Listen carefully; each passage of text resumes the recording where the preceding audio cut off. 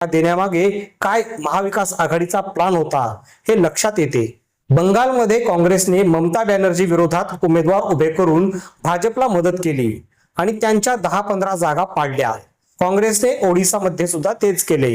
काँग्रेसला कोणी का म्हणत नाही की तुम्ही बंगाल आणि ओडिसामध्ये भाजपला मदत केली म्हणून?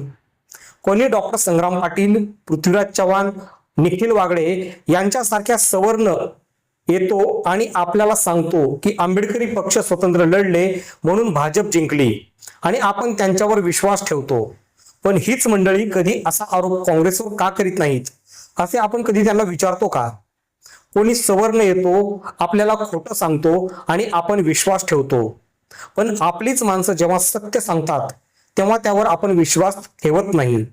काल मुंबईत पवई येथे भीमनगरमध्ये बीएमसी झोपडपट्ट्या तोडल्या, मोठा लाठीचार्ज झाला।